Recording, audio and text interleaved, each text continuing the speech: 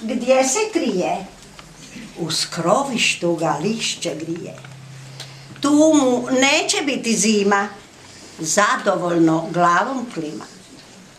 U brlogu svome spava, na ramenu mu je glava. Sniva Medo lijepe snove, da ga toplo sunce zove.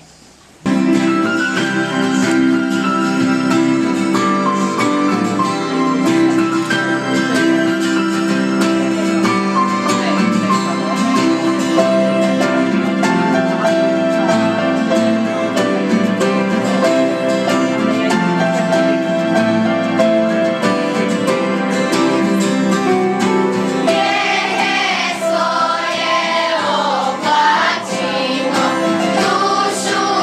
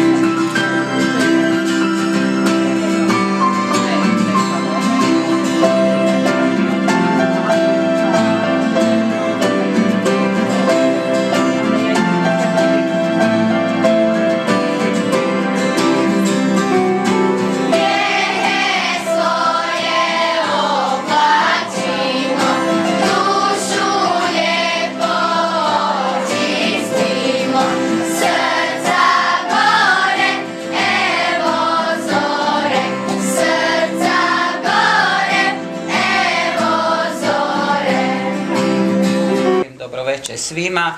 Izuzetno nam je drago da ste nas svi posjetili u ovako velikom broju jer smo ponosni na svoj rad. Svojim dolaskom vi ste stvarno posebno jako razveselili nas. Preko 20-ak članova je ovdje tijekom 2,5, možda i 3 mjeseca svaki tjedan radilo i izrađivalo ove izložke koje ćete kad se malo raziđemo moći bolje vidjeti. Mi smo se uz pjesmu, uz druženje, uz zabavu, uz prepričavanje viceva i svega družili i evo nešto uspjeli napraviti da smo i sami ponosni na naš trud. Pozdravljam još jednom sve. Kažete da ja otvorim izložbu, tako neka ova izložba bude otvorena.